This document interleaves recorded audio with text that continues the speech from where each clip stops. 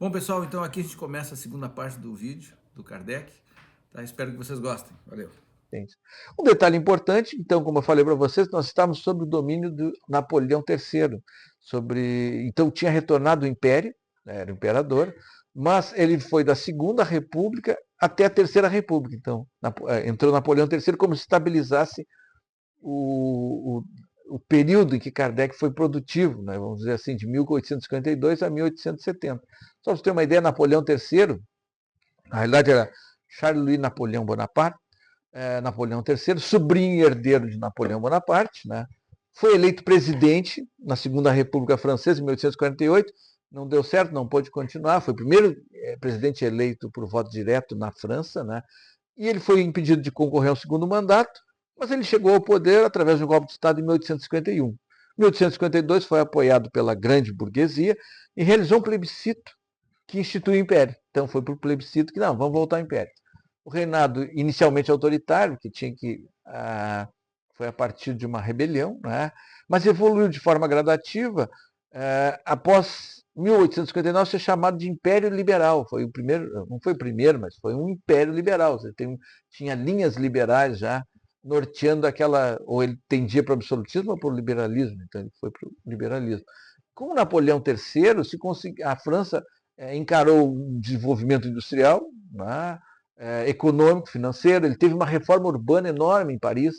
Né, então, Rival entrou dentro naquele aspecto de desenvolvimento, desenvolvimentista, né, que Paris, eles derrubaram casas para construir novas avenidas. Né, teve a construção do Canal de Suez, Tratado de Livre Comércio com o Reino Unido, direito de greve dos trabalhadores começou ali, né, impulso à instituição pública, né.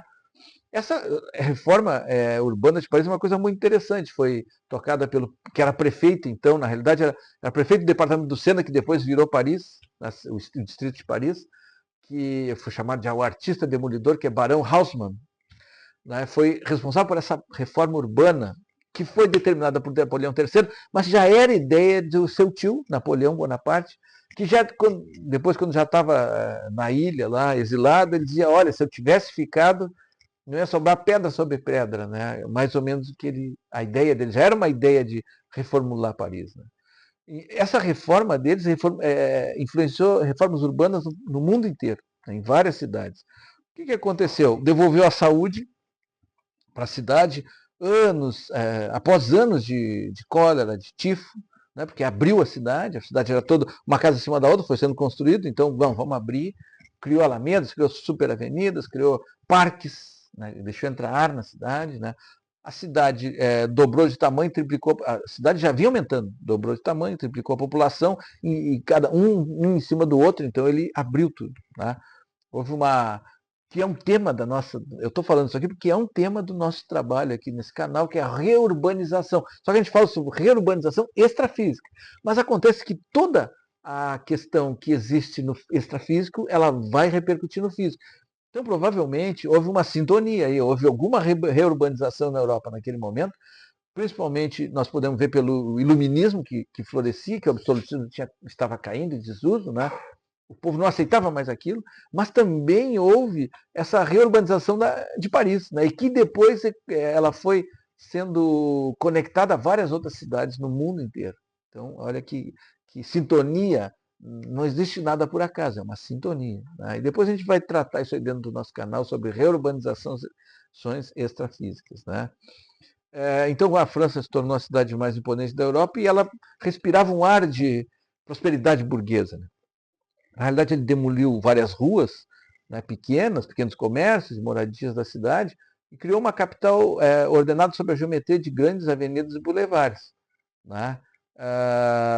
Na realidade, também ele queria, porque existiam muitos levantes na França, em Paris.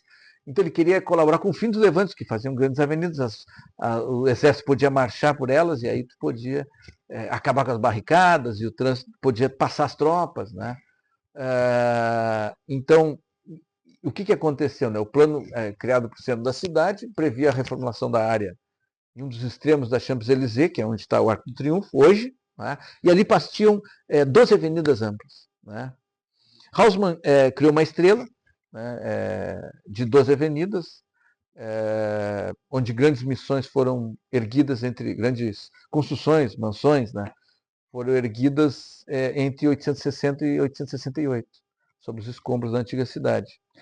Árvores verdes, como já falei, avenidas bem ventiladas, parques, boa iluminação, saneamento, primeira vez que chegava o saneamento, água, né, e o que eles queriam, moradias decentes para as classes menos favorecidas, entre outras coisas. Estações de trem, né, Paris recebeu as estações de trem. Né, naquele tempo foi criada a Ópera de Paris. Né. Então, basicamente, esse foi o caminho de Kardec. E desse período, qual a sua obra, as suas obras mais importantes, né, que a gente pode dizer assim, que são referência para o Espiritismo? Livro dos Espíritos, Livro dos Médiuns, Evangelho segundo o Espiritismo, Céu, Inferno e a Gênese, complementada pelo trabalho da Revista Espírita. E ainda temos um outro livro, que é o Obras Póstumas, não escrito pelo Kardec, mas com vários textos de Kardec. Hoje em dia, existem universidades brasileiras que têm estudado sobre o Espiritismo e têm descoberto e têm traduzido, né, descobriram e traduzido, a partir de acervos pessoais até, vários extratos de escritos de Kardec, cartas, discursos, né, onde tentam trazer mais luz sobre o pensamento de Kardec. Muitas coisas que não estão nos livros, né, mas que Kardec também trazia consigo e dentro daqueles seus pensamentos. Isso pode ser encontrado na internet muito facilmente, né, esses projetos, né, dessas universidades. Mas então, mas pensando assim, será que a obra dele ainda tem fundamento? Ainda tem um fundamento que a gente tem que seguir, tem que ler? Né? Eu diria que sim, né? Mas a gente tem que levar em conta que existem contradições em que muita gente faz essa leitura da obra dele e compara. Porque a vida aqui, mas ele disse isso. Mas existe um contexto da época, né? Existe um contexto, existe um governo também, que era um governo, não é como nós, hoje em dia a liberdade é muito maior, né? Então ele também tinha cuidado em mostrar na sua obra algumas coisas, de levar para os espíritos para ver o que eles achavam de questões sociais, mas ele não botava nome, quer dizer, ele fazia algumas perguntas, né? Ela tem uma visão eurocentrista, baseada naqueles costumes que existiam, né? Tem ali, ele traz um pensamento iluminista, né? Ela também não é que ela traga um pensamento iluminista, mas a gente tem que entender que o contexto, então era um contexto de uma forma de governo mais castradora, um pensamento iluminista que basicamente existia na época. Kardec tinha uma história anterior, né, de conhecimento, de linha de trabalho, de linha de pensamento filosófico. Ele tinha alguns pensadores que o influenciavam. Né? Nós temos que entender que existiam limitações dos espíritos, não quer dizer que, ainda que Kardec tinha um orientador do grupo espiritual, que foi chamado depois de Espírito da Verdade, inclusive se colocou para ele como, pode me chamar de verdade, não precisa ter nome, né? E é claro que esse espírito ele tinha vamos chamar assim, um escola maior, assim, muito mais grandioso. Inclusive, fala as fofocas do astral que até poderia ter sido o próprio Jesus Cristo, né? Mas isso aí eu não tenho maiores elementos para falar se é sim ou não, e isso também não importa agora. Né? Mas vários espíritos se comunicaram, porque ele usou vários médios de vários lugares, ele mandava algumas perguntas para vários médios de vários lugares na França e até fora. Esses médios retornavam para ele com o que a psicografia via, né, tinha, e ele fazia essa leitura e achava, não, agora eu acho que isso aqui é a ideia desse espírito, não, agora acho que isso aqui é uma ideia geral. Então ele tinha todo esse trabalho de síntese. Né? Os médios não eram perfeitos, tanto é que ele faz uma reclamação depois em um dos seus livros, dos médios da Sociedade Parisiense, né, que não ajudou, que queria espaço, que queria ser conhecida, reconhecida, e ele não acreditava nisso. Então, existiam limitações de toda ordem, como qualquer relação, né, e essas limitações, ou até não seriam só limitações, mas consequências, né, até essas expectativas de toda ordem, que provavelmente entraram e mesclaram um pouco o trabalho. Né? Mas nem por isso o trabalho não deixa de ser uma referência. E até muita gente faz essa crítica, mas essa crítica tem que ser, pode ser uma crítica assim, eu acho que poderia ser aqui, mas nós temos que respeitar ele, porque ele fez um trabalho extraordinário, trazendo luzes sobre algo que não se conhecia até então, ou se conhecia era muito mistificado, muito escondido. Né? Então ele teve também interferência dos seus amigos mais próximos, da escolha das perguntas e temas seriam abordados, ou seja, quem é que escolheu aquelas perguntas, né? Poderiam ter sido outras, né? É uma obra central, né? E o próprio Kardec admitia que poderiam ser outras formas, né? E essa questão de ter errado, acertado, errar é humano, então isso prova também o quanto humano ele era, né? Ele era um pedagogo, o pedagogo sabe que quando a gente trabalha com educação, não é que o pedagogo saiba, mas quando a gente trabalha com educação, a gente sabe que o erro também é um elemento da aprendizagem, né? Ele tentou construir uma filosofia universalista, mas que tinha suas limitações até da própria época, né? Então, em obras póstumas, né, que o Kardec fala sobre que a Sociedade de Estudos Espíritas de Paris foi um ninho de intrigas, que aqueles que diziam meus adeptos me apunhalavam pelas costas, né? Provando que não existe nenhum santo, inclusive, nem ele era santo, né? Mas ele era um trabalhador da causa espírita, né? E foi considerado como codificador. Inclusive, se considera também que ele foi a revelação prometida por Cristo, né? O Espiritismo foi a revelação, não ele. As suas obras são escrituras sagradas? Não. Né? São obras de pesquisa, explícitas por ele mesmo, né? E relatam essa contradição que eu já havia falado para vocês. O próprio falava que existiam outras modalidades de espiritismo, como nos Estados Unidos existia uma prática, na Inglaterra existia outra, na Europa existia outra, no resto da Europa, com variações, mas com uma essencialidade presente em todas, a existência dos espíritos, a ética baseada nos ensinamentos de Jesus, a evolução, a encarnação, entre outros aspectos. Né? Essa questão do contato com a espiritualidade já existia há muito tempo, muito tempo atrás, né? Vinha, né, por exemplo, o Egito já tinha, todos esses povos mais antigos já tinham, né? As Américas tinham, a África tinha essa relação, mas todos estavam relacionados com os fenômenos que isso produzia, mas não tinha uma dimensão filosófica, social, ética. Isso Kardec quis trazer na sua obra. Né?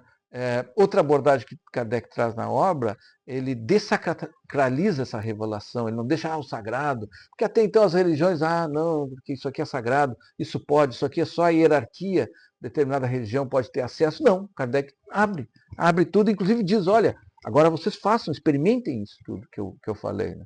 Então essa era a contribuição de Kardec, e ele dizia que, olha, essa contribuição dos espíritos tem que ser criticada, porque pode ter evolução. Né? Então Kardec, inclusive Kardec também não aceitou o culto à própria personalidade. Pô, um cara que conseguiu fazer tanta coisa, né? Aos médiuns, aos espíritos, então isso era uma coisa muito importante. O que faz dessa obra então original? Bom, pela primeira vez foi escrito isso, né? Dessa forma, através de uma pesquisa, não foi uma forma que baixou um santo em Kardec, ele escreveu, ele nem era um médium, ele usava os médios, né? Ele explica como é que os espíritos influenciam, como é que é a interação entre esses mundos, como se dá esse processo, por que se dá esse processo, onde se chega, fala da individualidade do espírito, das múltiplas vidas, do caminho da evolução individual, do autoaperfeiçoamento, que nós dependemos somente de nós para evoluir ao longo dos tempos e das encarnações. Então essa obra tem esse cunho muito importante. Ele não foi o único que estudou sobre isso aí, claro. Por exemplo, William Crookes, químico, físico britânico, ele teve um período enorme, grande também, estudando, por exemplo, as materializações que existiam com uma menina senhora, né? Materializações de espíritos e outras coisas, mas eles se preocupavam muito com os fenômenos e não com toda essa questão filosófica, moral e ética que Kardec se preocupou. Ernesto Bozano, professor de filosofia de ciência na Universidade de Turim, Alexandre Aksakov. A diferença é que ele propôs um diálogo. Né? Ele perguntava, respondia, não era uma coisa unilateral apenas. Né? Ele trouxe uma visão de como é a sua vivência, a vivência com a espiritualidade. Isso que foi diferente no trabalho dele. Como é que ele construiu sua obra? A autoria é dos espíritos e de Kardec, que foi ele que fez as perguntas. Né? E também tem uma forte influência dos médiuns, que por eles passavam a comunicação, e essa comunicação podia, como a gente sabe, a comunicação pode não ser bem ao que o médium queria passar, né? O que o espírito queria que chegasse, né? Mas, bom, foi o que o médium conseguiu fazer. Né? Ele não era médium nesse processo, então ele teve que enviar essas perguntas para vários vários médios, e eles cruzaram essas respostas. Era uma equipe de espíritos, então, liderados pelo Espírito Verdade. Não existia uma santidade em todos, era um trabalhador dos dois lados da vida. Isso Kardec também deixou claro no seu trabalho. O próprio Kardec, além de dessacralizar ele, né, ou os médios, ele tirou a santidade dos espíritos. Isso foi uma coisa importante também, que eram seres humanos, do outro lado desencarnados. Né? Confrontou várias ideias da sua época, com o pensamento dos espíritos, e não só sobre religião, isso também foi muito importante. Elaborou perguntas, os espíritos responderam, maturou as respostas que vinham de diferentes médios, até que pudesse dizer que aquela resposta era obra dos espíritos ou de um ente particular. Devido a isso, ele foi atualizando e mudando suas publicações, a partir do momento em que entendia uma resposta passar a ter caráter mais genérico, como uma lei natural, transformou os comentários em respostas, respostas em comentários. A gente pode ver entre a primeira e a segunda edição do Livro dos Espíritos, isso, alguma coisa mudando daqui para lá. Então ele teve uma perspectiva autoral, porque foi ele o editor de tudo isso. Foi ele que disse, isso agora dá, isso não dá, isso tem que analisar. Foi ele que fez os resumos, né? Foi ele que fez as perguntas, mas isso não diminui em nada o trabalho dele, pelo contrário, mostra coragem, mostra a autonomia, mostra o quanto inteligente era esse cara, o quanto ele estava preparado para fazer tudo isso, que esse pensamento extraordinário, poder de síntese, conhecimento. E qual a obra dele, então? É uma obra simples, né, democrática, né, na perspectiva final. É uma filosofia que não é hermética, propôs leis naturais que permeiam nossa caminhada. Né? Ainda que aqui também exista crítica pelo fato da palavra lei, ele criou leis universais, ele relatou leis universais, observou que existiam leis universais, ainda que a lei seja uma coisa nossa e não desse mundo maravilhoso, extraordinário da espiritualidade, né? Mas, bom, era a palavra que ele tinha. Uma pálida ideia de um coletivo de espíritos que caminhavam junto em direção ao seu melhor. Kardec traz uma ideia de espiritismo como filosofia evolucionista, coletiva e de transformação social, com a ideia de transformação coletiva. Ele traz um caráter racional e evolucionismo através das encarnações. Aqui, eu vou ler para vocês uma parte do livro Céu e Inferno, capítulo 2, em que ele fala um pouquinho sobre esse trabalho. A doutrina espírita transforma completamente a perspectiva de futuro. A vida futura deixa de ser uma hipótese para ser realidade. O estado das almas depois da morte não é mais um sistema, porém o resultado da observação. Ergue-se o véu. O mundo espiritual aparece-nos na plenitude de sua realidade prática. Não foram os homens que o descobriram, pelo esforço de uma concepção engenhosa. São os próprios habitantes desse mundo que nos vêm descrever a sua situação. Um outro recorte do livro da Gênesis, capítulo 1, item 14. Como meio de elaboração, o Espiritismo procede exatamente da mesma forma que as ciências positivas, aplicando o método experimental. Fatos novos se apresentam que não podem ser explicados pelas leis conhecidas. Ele os observa, compara, analisa e, remontando os efeitos às causas, chega à lei que os rege. Depois deduz-lhe as consequências e busca as aplicações úteis. Não estabeleceu nenhuma teoria pré-concebida. Assim, não apresentou como hipótese a existência e a intervenção dos espíritos. Nem o perispírito, nem a reencarnação, nem qualquer um dos princípios da doutrina. Conclui pela existência dos espíritos, quando essa existência ressaltou, evidentemente, da observação dos fatos, procedendo de igual maneira quanto aos outros princípios. Não foram os fatos que vieram a posteriori confirmar a teoria. A teoria que veio, subsequentemente, explicar e resumir os fatos. É, pois, rigorosamente exato dizer-se que o Espiritismo é uma ciência de observação e não produto da imaginação. As ciências só fizeram progressos importantes depois que seus estudos se basearam sobre o método experimental.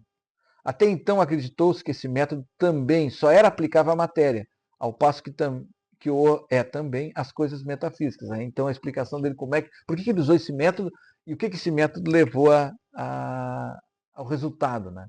O Espiritismo é religião? Segundo o IBGE, o nosso Instituto Brasileiro de Geografia e Estatística, é.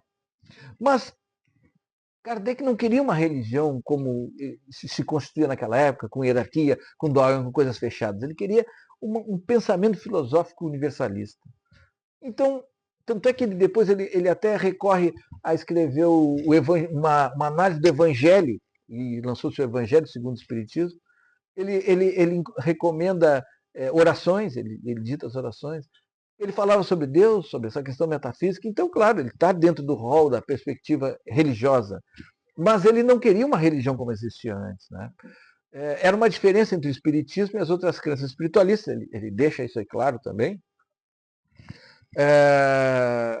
Ele indicou essa conexão com a espiritualidade, ele tem essa ideia racional de Deus, é sempre uma questão racional.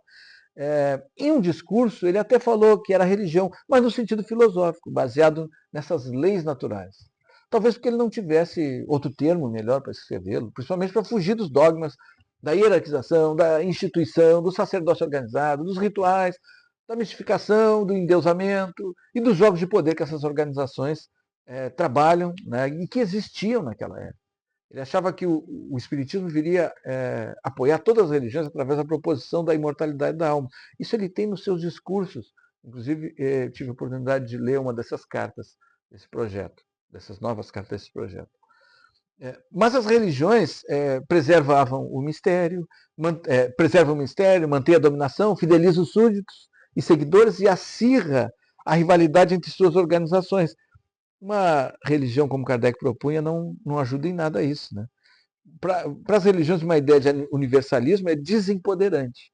A liberdade desidentifica, destabiliza e desmobiliza os fiéis. E eles deixam de ser fiéis para fazer parte de um todo, né? Universalismo. Então, é claro que esse foi o choque, né, entre a sua filosofia, né, e ela, apesar de ele achar que ela era uma lei natural, ele tentou explicar uma lei natural, em que era a base de todas as religiões, ela não encontrou eco nas religiões, porque isso tudo, as religiões também, naquela época, pelo menos, né, elas trabalham em cima disso aí. Então, essa perspectiva é uma perspectiva importante, porque hoje, quando a gente vê uma religião, a gente olha, tá, mas tem hierarquia, tem isso, tem aquilo, tem rituais. Tá, isso liberta ou aprisiona as pessoas? A gente tem que entender isso aí. Cada um tira as suas conclusões. Eu não vou aqui tirar conclusão nenhuma por ninguém, porque eu tenho as minhas, e claro que cada um tem que ser as suas, porque isso faz parte do processo, né? Kardec, então, tinha livres pensadores, não tinham pessoas dogmáticas atrás dele, ou pelo menos ele não queria ter, né? Que tem que estar debaixo de um mistério monopolizado, por uma hierarquia, velado. Não é para qualquer um, né? Na realidade, Kardec tira esse mistério das religiões. Ele achava que não havia contradição entre ser praticante de religiões e espiritismo, mas não era o que as religiões achavam naquela época, né? Esse poder empoderante, né? Tem uma redundância, de Kardec talvez fosse demais, né, para aquelas religiões daquela época. Ele achava que as pessoas poderiam continuar as suas religiões e aceitar o espiritismo, porque ele trazia uma revelação dessas leis naturais. Mas o problema não está na religião. Por isso não vai nenhuma crítica à religião. O problema está no homem, porque é o homem que faz a religião. É o homem que tem na religião, ele retrata seus medos, ele retrata suas estruturas de poder, ele retrata a necessidade de uma estrutura organizada para se conectar com o divino imperfeito. Perfeito? Mas se o divino é tudo isso, por que eu tenho que ter uma hierarquia? Ele é reflexo das suas imperfeições humanas, que nos limita, parecendo que se assim não fosse, estaria desgarrado, se perderia na imensidão da profundidade, abismo que ele mesmo carrega, que nós carregamos, né? Me coloco junto. Não sei também se não passei por todos esses processos juntos, né? Não sei se eu não atirei pedra nos livros de Kardec, né? A gente tem que fazer essa brincadeira, que se a gente acredita nessa reencarnação, e a gente está aqui, quem é que diz que a gente não, lá atrás também não fez alguma coisa que nos desabonou, né? Que trouxe esse lado sombrio, né, que a gente tem. Ele atribui e vincula o espiritismo ao cristianismo. Então, como eu falei antes, ele também escreveu o livro Evangelho segundo o Espiritismo, mas não ao cristianismo, movimento católico apostólico romano, ou suas consequências, outros movimentos que existem, ou islamismo, sei lá o quê. Mas a um cristianismo reencarnacionista, talvez aquele que foi reprimido lá no início, quando Cristo veio. E como ler Kardec? Sugestão, leia toda a obra. Mas é muito grande, muito denso. Mas não precisa ler amanhã toda a obra, né? Ler Kardec é tu estudar ele durante a tua vida. Porque tu lê hoje é uma coisa, daqui a 10 anos tu vai ler outra coisa, ele te remete a outra coisa, porque como o rio, né? O rio passa, a água passa, mas amanhã quando eu for tomar banho nesse rio, tomei hoje, vou tomar amanhã, eu vou tomar banho no mesmo rio, mas a água não é a mesma. Então ele vai trazer outras reflexões, outras questões que podem te levar a um caminho diferente, né? Ou vai te pegar num nível de evolução diferente também, né? Kardec mediunizou, democratizou a mediunidade, né? Ou seja, por quê? Porque muitas pessoas ainda pensam, não, porque para tu ser médium tem que passar por 200 mil horas de estudo de Kardec, do livro tal. Não, médium tu é médium. Se tu é médium, tu é médium. Tu já tem contato, tu já faz parte, tu é um meio de comunicação dos espíritos, a questão é que tu tem que aprender a lidar com isso. Mas a questão é que pode ter a moral de Kardec, pode ter uma moral melhor, pior, uma ética melhor, pior, tu vai ser médium. Não adianta. Mas a questão é o quanto tu está preparado para atuar no desenvolvimento teu, principalmente, e da sociedade e do mundo, né? Com esse teu acesso como médium. Né? Essa é a questão. Né? Kardec incentivava a questão das reuniões familiares, porque a mediunidade existia. Bom, se existe, agora, claro que hoje os estudos nós entendemos que, bom, tu não vai fazer esse tipo de reunião porque tu também pode estar caindo numa armadilha. Só porque tu é médium não quer dizer que tu possa fazer qualquer coisa. Né? Bom, pessoal, infelizmente a bateria caiu do microfone, então encerramos o material do Kardec. Espero que vocês tenham gostado e até a próxima. Tchau!